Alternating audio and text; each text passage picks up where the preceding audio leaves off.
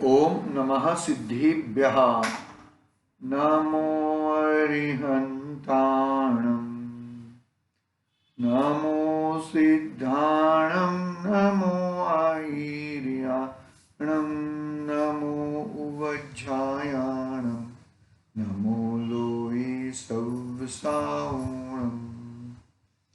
मंगलम भगवान वीरो मंगलम तमोगणी मंगलम कुंद्रिकुंडार्यो जैन धर्मोस्तु मंगलम सर्वमंगल्यमंगल्यं सर्वकल्याणकारकं प्रधानं सर्वधर्माणां जैनं जयतु शासनं जैनं जयतु शासनम्। नमः श्रीवर्धमानाय निर्दोत्मकलिलात्मने सालोकानं त्रिलोकानां यद्विद्यादर्पणयति चेतीले चेतन चेत्या विना केम चालसी।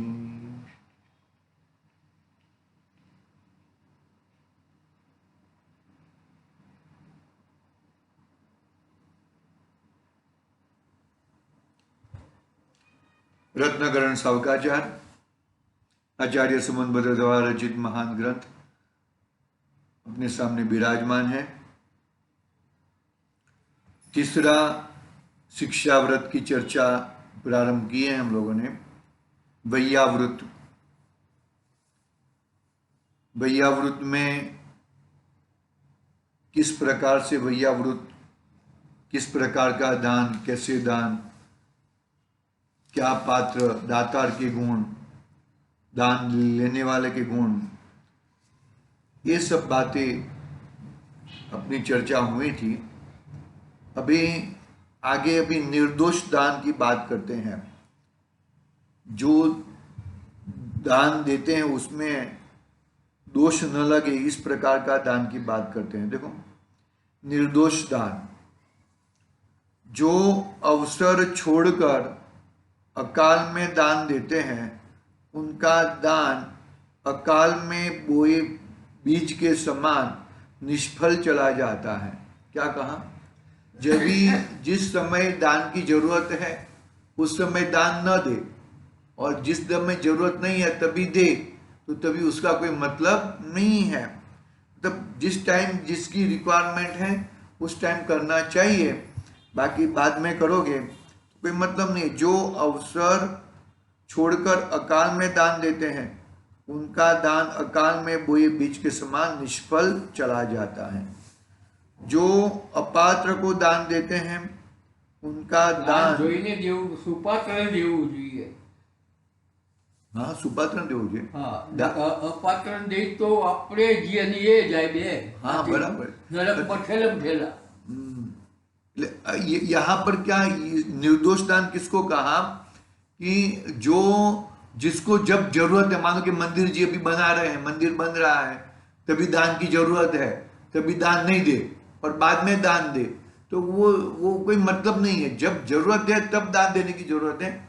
मुनिराज अभी मानो कि आए हैं, बरोबर है, आहार दान के लिए, और तभी आहार दान ना दे और बाद में अरे मैंने आहार दान नहीं दिया, मुझे अभी देना था, ऐसा मायाचारी करे तो कोई मतलब नहीं है।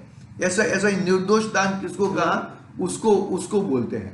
मतलब જરૂર તો હોય તો મંદિર બનાવવું જોઈએ, પણ મહાવીરનગર 3 મંદિર છે, એક ત્યાં સત્યેન્દ્રપુર 4 મંદિર છે, પણ નવો મંદિર વગાડીને શું કરવા? वो तो ठीक है, वो अपनी बात है, उसमें कोई वो बात नहीं है, उसको क्या बोलने का। अभी बात ये है कि अवसर, પાણી વપરાય, બધું વપરાય, ઊંધું વપરાય। जो अवसर छोड़कर अकाल में दान देते हैं उनका दान अकाल में बोए बीज के समान निष्फल चला जाता है। जो अपात्र को दान देते हैं उनका दान बंजर भूमि में बोए बीज के समान निरर्थक हो जाता है। अपात्र को तो दान देना ही नहीं चाहिए। अपात्र को दान दिया यानी कि क्या है कि भाई वो क्या कहा यहाँ पे? बंजर भूमि में बोए बीज के समान। बंजर जो एकदम कड़क भूमि है, कड़क भूमि में तुम बीज बोओगे तो बीज भी चला जाएगा, कोई कुछ मतलब नहीं रहेगा।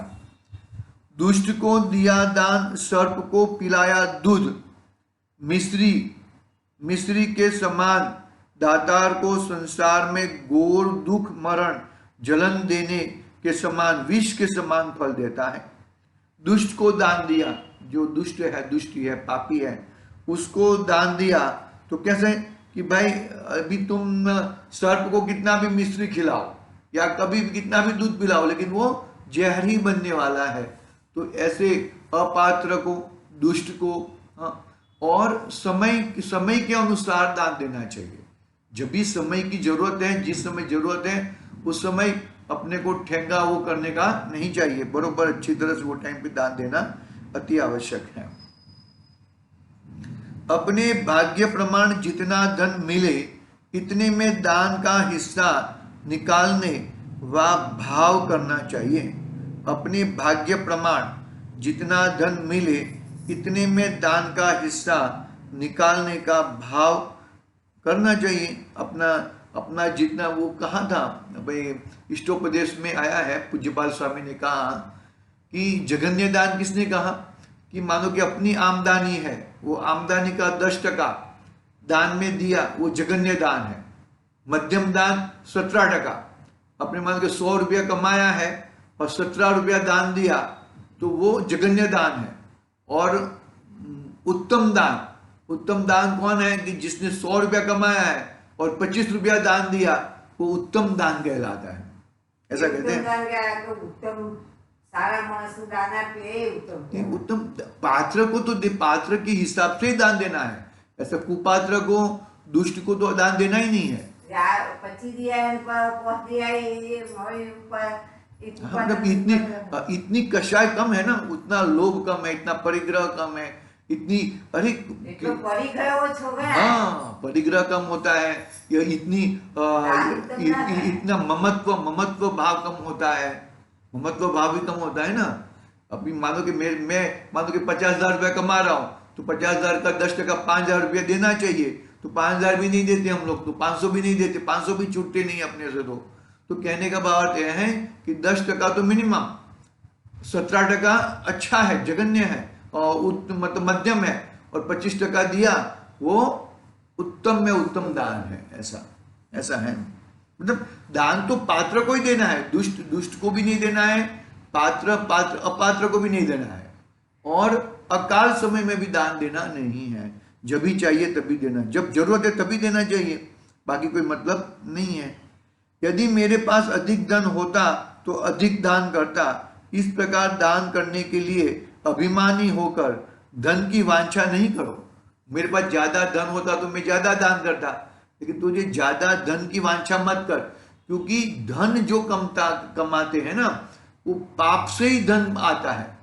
धन कभी मतलब झूठ बोलना पड़ता है, वो आगे पीछे करना पड़ता है, ऊपर नीचे करना पड़ता है, क्योंकि पुण्य अच्छे रहे नहीं है। पुण्य में पहले तो राजा महाराजा को ऐसे ही अधड़क धन आता था। हाँ, वो वस्तुपाल तेजपाल को देखो, वस्तुपाल तेजपाल कहाँ पे गए थे भाई? दिलवाड़ा के मंदिर के इधर गए थे, अंदर वो धन डांटने के लिए गए थे, अपना धन, और अंदर से धन मिला। तो मतलब कहने का भाव ऐसे उत्कृष्ट पुण्य वाले जीव बहुत कम रहते हैं। वो धन कुमार जी क्या कहा? धन कुमार जी वहां पर वो खेतर में खेती कर रहे थे, तो वो खेडूत को थोड़ा हेल्प कर लो, तो हेल्प करने के लिए गए और वो हर डाला और वो चलाया, हर चलाया, और वहां से धन के चरू निकले, धन के चरू निकले। तो ये वो धन कुमार देख के घबर गए और मुझे धन नहीं चाहिए, वो छोड़ के ऐसे कैसे चले गए। लेकिन वो धन देने के लिए वो खेडूत उसके पीछे दौड़ता है और वो धन उनको दे देते नहीं, बोले कि मुझे नहीं चाहिए, तुम ले जाओ, तुम ले जाओ ना। लेकिन वो धन बाद में, मतलब कहने का भाव ऐसा है कि ऐसे पुण्य अभी रहे नहीं है, अभी बहुत कम पुण्य रहे हैं। मजूरी ज्यादा करो, कम पैसा कम मिलता है, ये ऐसी परिस्थिति। अभी तो और भी परिस्थिति खराब होने वाली है, क्योंकि बैंकों के इंटरेस्ट भी कम हो गए, सब कुछ सब जगह पे जाओ, जब जगह पे अपने को ही, पब्लिक को ही लूटते हैं, ऐसा है। ठीक है, वो सब बातें यहाँ पर वो बात ठीक नहीं है, लेकिन अभी जो भी मतलब मैं अधिक दान, यहाँ पे क्या बात कर रही है कि मैं अधिक दान देता।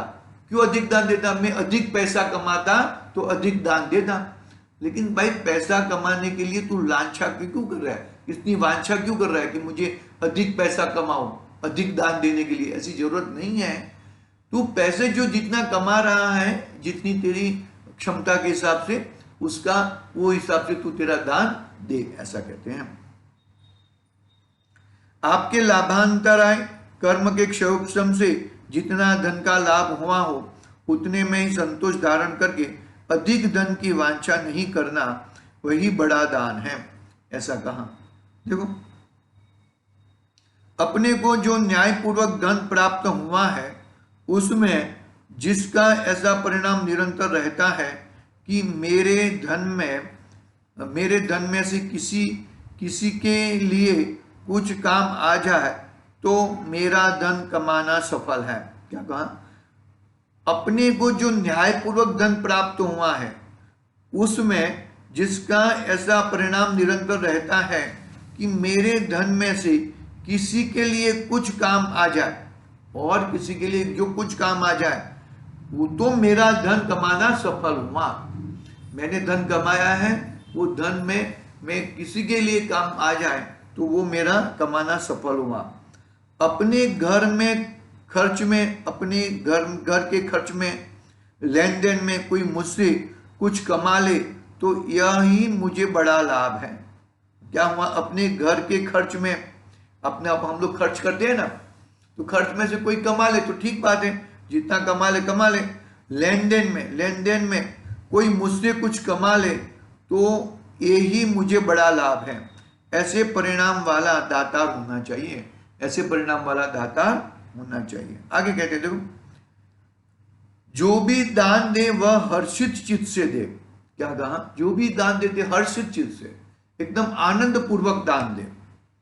यदि दान तो दे किंतु क्रोध करके, अपमान करके, तिरस्कार के वचन कहकर, रोष करके, दूषण लगा करके, दुखी होकर के दे तो उस दातार का इस लोक में कलह और अपयश होता है। क्रोध करके, अपमान करके, तिरस्कार करके इस प्रकार दान देना नहीं चाहिए, शांति से। और हम लोगों ने जो बताएंगे ना स्वाध्याय भवन की पावती, तो दान तुम देते हो लेकिन अधिकार तुम्हारा नहीं है, ऐसा समझ के चलना। दान दे के मैं अधिकार जचाऊंगा, वो गलत है। ठीक है ना, तुम्हारे हिसाब से तुम तुम्हारा ले लो, तुम्हारा लाभ लो, कोई बात नहीं है, लेकिन मैंने इतना दान दिया है, तुम मेरा अधिकार होना चाहिए, ऐसा मैं ट्रस्टी हूं तो मेरा अधिकार होना चाहिए, ऐसी भावना नहीं होती। ये भी है ना, ये सब लोग ऐसा करते हैं। ठीक है, जो भी करता हूं। दान में न देने योग्य, दान में कौन सा देने योग्य नहीं है वो बोलते हैं। देखो, अब जो देने योग्य ऐसा खोटा पदार्थ का दान कुदान है, वो भी 50 पैसे के कॉइन नहीं चलते हैं, 25 पैसे के कॉइन नहीं चलते हैं, तो मंदिर में डाल दो, वो दान नहीं है, वो कुदान है। कुदान नहीं देना चाहिए। भूमि दान देना योग्य नहीं है। उसमें हल, फावड़े, खुपड़ा आदि द्वारा भूमि को खुदा जाने से बहुत हिंसा होती है, बहुत आरंभ, पंचेंद्रिय आदि सर्प, चूहा, हिरण, सुअर आदि बड़े बड़े जीवों का अनाज का नुकसान करने वाले समझकर मार डालते हैं। भूमि की ममता से भाई आपस में मार पीट कर मर जाते हैं। तीव्र राग का कारण है। ऐसे भूमि दान से महाघोर पाप का बंध जानो। मतलब है ना, वो जड़, जोरू और गुलाम, ऐसा है ना, ये सब गड़बड़ है। इसमें भूमि भी आ गई, भूमि के अंदर भी बहुत गड़बड़ होती है। नहीं, जमीन दान में देने का, जमीन से भाई में भी झगड़े होते हैं, जमीन के कारण बहुत सारे होती हैं। वो जमीन, वो पावड़ा लगाएगा, हल चलाएगा, उसमें संगनी पंचेंद्रिय जीव और ये क्या बोलते हैं उसको, चूहे हैं, वो सब आके अनाज खा जाएंगे, तो उनको बीपीटी वो दवाई छटके ना वो सब मर जाए, तो ये सब पाप लगता है। मंदिर बनाने के लिए जमीन दो, वो बात अलग है। मंदिर बनाने के लिए है, वो तो ये वन टाइम है ना। ये तो हर साल में 4 बार करते हैं, 4 बार या 3 बार वो जमीन को नहीं करे, ऐसा नहीं है। तुम दान मत दो। देखो हम हमारे लिए जितना करते वो बात अलग है। अभी अभी मैंने किसको कुछ दिया, वो किस तरह से यूज करने वाला है, वो कैसा यूज करेगा, कितने जीवों की हिंसा करेगा, तो वो उसका दोष लगता है, हमें दोष लगता है। कुपात्र हो गया ना, वो कुपात्र को दान दे दिया ऐसा। एक बार स्कूल को दान दे सकते हैं, चलो स्कूल में भाई बच्चे लोग पढ़ते हैं वगैरह, स्कूल के लिए दान दे सकते हैं। लेकिन बाद में जो जमीन वो खेडूत है, उसको तो कुछ आचार विचार है ही नहीं, वो तो बस धड़ाधड़ करते ही रहेगा। तो ऐसे बचना चाहिए, ऐसा कहते हैं। देखो बहुत बहुत बहुत डीप में लिखा है, महाहिंसा का कारण जिसके अनेक प्रकार की हिंसा होती है, ऐसे लोहे का दान महाकुदान जानकर छोड़ना चाहिए। लोहे का दान, लोहे में से क्या बनाएगा, चाकू बनाएगा, तलवार बनाएगा, वो और कुछ औजार बनाएगा जिससे क्या मारने के लिए काम होते हैं। ऐसा लोहा का भी दान कितना विस्तृत लिखा है, सदा सुखदास जी ने एक एक पॉइंट विस्तृत लिखे हैं। स्वर्ण दान भी छोड़ना, जिसे प्राप्त करने वाला नाश को प्राप्त हो जाए, मारा जाए, सदाकाल भयभीत बना रहे, संयम का नाश कर दे। इस धन से राग द्वेष काम क्रोध लोभ मद भय आरंभ आदि की प्रचुर उत्पत्ति होती हो, आत्मा का स्वरूप विस्मरण हो जाता हो। इसलिए वितराग धर्म के इच्छुक को स्वर्ण दान देने का पाप समझकर त्याग देना चाहिए। मतलब जो वितरागी हैं, वितरागता के धारक हैं, उनको सोने का दान देके क्या फायदा, स्वर्ण दान देना नहीं चाहिए। करोड़ों त्रस्त जीवों की उत्पत्ति का कारण ऐसा तिल का दान भी त्यागने योग्य है। तल रहते हैं, तल का दान, चक्की का दान, चूल्हा, छाजला, बुहारी, मुसल, फावड़ा, दत्तीला, अन्न, तेल, दीपक, गुड़, रस इत्यादि महापाप सामग्री के बड़े महाआरंभ मोह को उत्पन्न करने वाले मकान के दान को धर्म मानकर मिथ्या धर्मी देते हैं। ये सब कुदान है। तब निर्दोष दान कैसा होना चाहिए, वो ये सब निर्दोष दान नहीं है।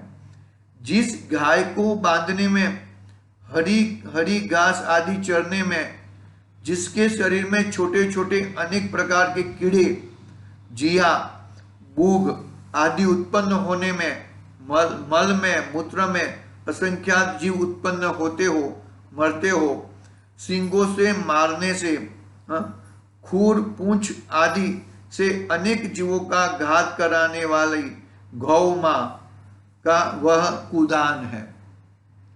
गाय का दान नहीं। हाँ,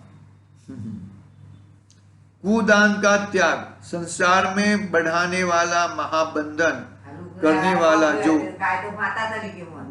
कन्या का दान है, वह भी कुदान है। मतलब कितनी बहुत, मतलब ये क्या है कि बहुत ही एकदम ऊंची बातें लिखी हैं, बहुत ही। यहाँ कोई कहता है कि कन्यादान के बिना गृहस्थ कैसे रह सकता है। यह तो ठीक है, गृहस्थ अपनी कन्या का विवाह योग्य कुल में उत्पन्न जिन धर्मी वर को उसका व्यवहार, चतुराई आदि गुणों को देखकर कन्या देता है, परंतु कन्यादान को धर्म तो नहीं श्रद्धान करता है। यानी कि कन्यादान दिया, वो धर्म नहीं किया। वो कन्यादान ठीक है, कन्या है तो उसकी शादी वगैरह कराना चाहिए, वो बात बरोबर है। अपना साधर्मी होना चाहिए, चतुराई सहित होना चाहिए, उसको दुख न दे, इस प्रकार का होना चाहिए, वो बात बरोबर है। लेकिन उसको धर्म नहीं मानना चाहिए ऐसा। दान को तो धर्म नहीं श्रद्धान करता है। जिन धर्मी को कन्यादान को पाप ही श्रद्धा, जिन धर्मी तो कन्यादान को पाप ही श्रद्धान करता है। जैसे गृहस्थ के अनेक आरंभ आदि पाप बंध के कारण है, उसी प्रकार कन्यादान भी पाप बंध का कारण है। परंतु यह तो विषयों का दंड है जो अंगीकार करने से ही चुकेगा। कहने का भावार्थ यहाँ पर यह है कि जो अभी मानोगे पंचम गुण स्थान वाले जीव हैं, पंचम गुण स्थान वाले जो 11 प्रतिमा है ना, 11 प्रतिमा में जैसे जैसे आगे आगे प्रतिमा आती है, तो नवमी प्रतिमा में अनुमति का त्याग रहता है, अनुमति त्याग प्रतिमा।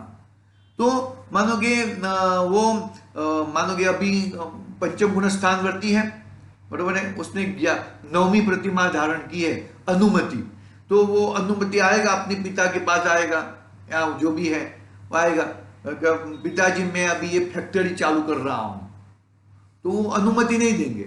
हाँ बेटा अच्छा तू चालू कर, तो तुझे करना ना करना वो तेरा लुकआउट है, मैं हाँ या ना नहीं बोलूंगा, अनुमति नहीं देते। પછી वो ये लड़का है, लड़के का कहन आया है भाई वो ये घर की बड़े घर की कन्या आने वाली है, वो कन्या की शादी कर रहे हैं हम लोग उससे, तो वो अनुमति नहीं देगा, अनुमति त्याग। मतलब ये जो जैन धर्मी है, वितराग विज्ञान धारण किया है, पंचम गुण स्थानवर्ती जीव है, वो ये अनुमति नहीं देता, अनुमति त्याग प्रतिमा है, ऐसी बात है। कन्यादान, तो कन्यादान अनुमति जिसने अनुमति प्रतिमा जिसने धारण की है, वो अपनी कन्या का विवाह, मतलब चलो भाई उसके पहले विवाह करने से बाद वो पंचम गुण स्थान यानी कि प्रतिमा लेगा, लेकिन उसके पहले नहीं लेगा। वो प्रतिमा लेने के बाद किसी भी प्रकार की अनुमति नहीं देगा, वो धंधा करने की, ये करने का, वो जो भी है वो अनुमति नहीं देगा, ऐसी बात है। क्योंकि क्या होता है कि ये सब के लिए इसके पीछे क्या होता है कि पाप बंद होता है ना, और वो पाप बंद का भागीदारी बनता है, इसके लिए वो अनुमति તમારે કરવું હોય તો કરો એમ, તમે મને પૂછો ને એમ એવું। अन्य मत वाले तो कन्यादान देने का बहुत बड़ा फल कहते हैं, लाख यज्ञ करने के बराबर फल कहते हैं, करोड़ ब्राह्मणों को भोजन कराने से अधिक, करोड़ गाय दान करने से अधिक फल कहते हैं। अन्य की कन्या का विवाह करा देने को भी बड़ा धर्म कहते हैं। जिन धर्म में तो उसको संसार परिभ्रमण का कारण कुदान कहा है। तुम कह दो ना अपनी कन्या को अर्जिका माता बनाओ, जैन धर्मी बनाओ, अपने बच्चे को मुनिराज बना दो, क्यों तुम शादी कराते हो? शादी कराने का मतलब क्या? संसार बढ़ाने का बात है ना।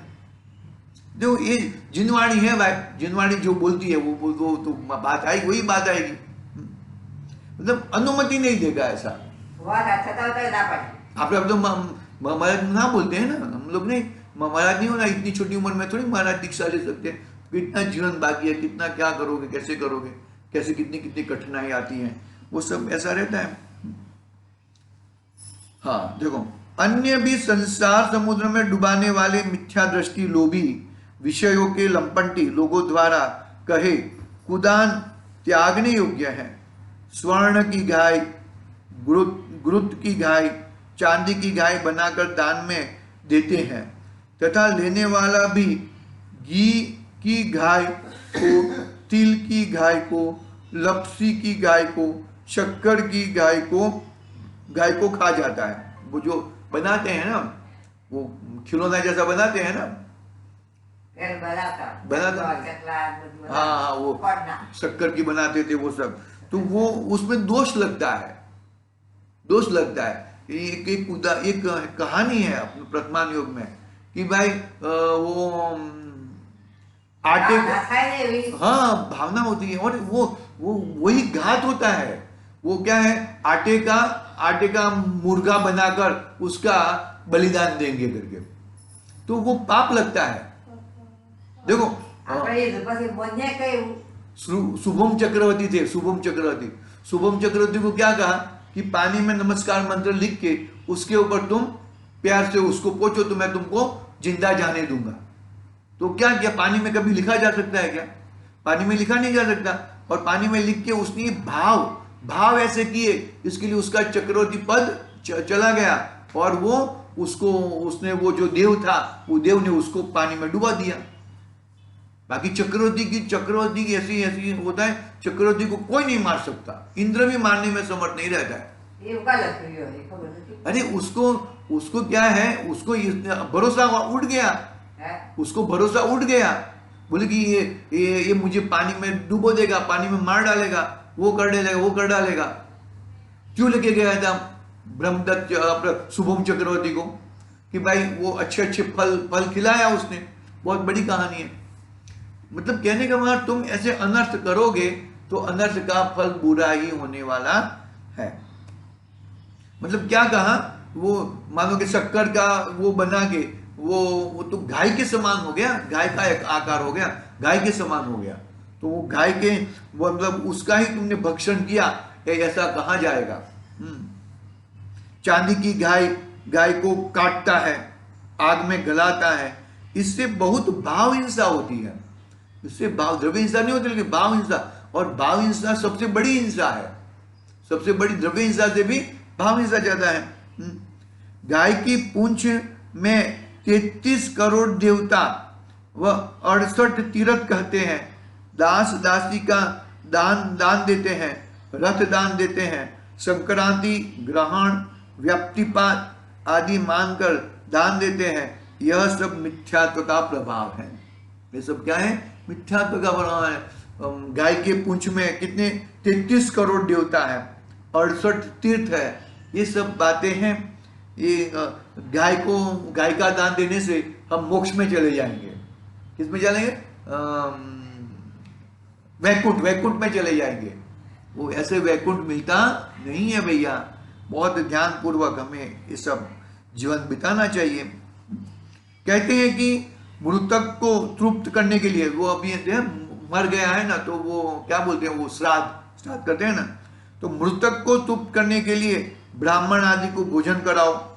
विचार कर देखो, ब्राह्मणों के जमीन से भोजन मृतक तक कैसे पहुंचेगा? जो मर गया है वो ब्राह्मणों को खिलाएंगे, और वो ब्राह्मणों को खिला के वो भोजन मृतक तक का, मृतक तो कौन सी गति में गया है किसको मालूम?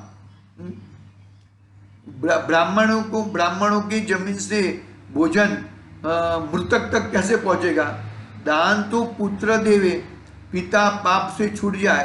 दान पुत्र दे और पिता पाप से छूट जाए, ऐसा होता नहीं है। बहुत समय पहले मरे हुए मनुष्य की हड्डी गंगा में डालने से मृतक का मोक्ष हो जाता है। ऐसा नहीं होता है। हम लोग वो करते हैं ना, क्या बोलते हैं उसको, वो अस्थि डालते हैं ना, सागर में डालते हैं, नदी में डालते हैं, गंगा में डालते हैं। तो ये अस्थि डालने से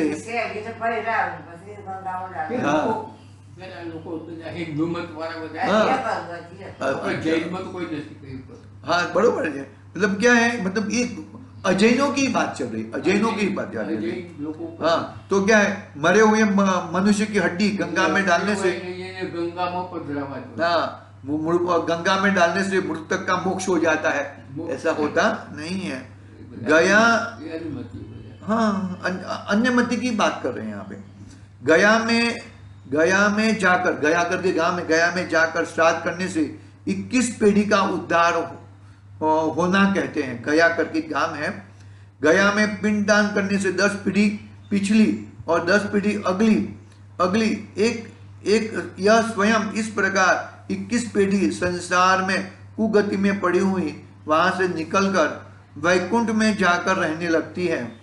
भविष्य में बेटा पोता तथा उनके संतान चाहे जितने पाप करे, गया में श्राद्ध या पिंडदान 21 पीढ़ी में किसी की एक ने कर दिया, सबको मुक्ति हो जाएगी।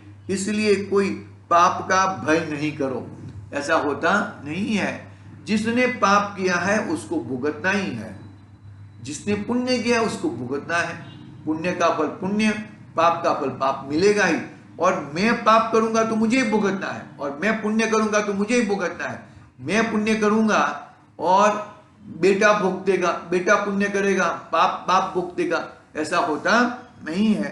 ये कोई वाइस वर्सा नहीं है, ये इसने किया उसको फल मिलेगा, उसने किया उसको फल मिलेगा, ऐसा होता नहीं है। ठीक है, इतना पढ़ा है, बस इतना पढ़ा है, कल देखेंगे। आज के लिए ओम नमः सिद्धे। निज निधि निज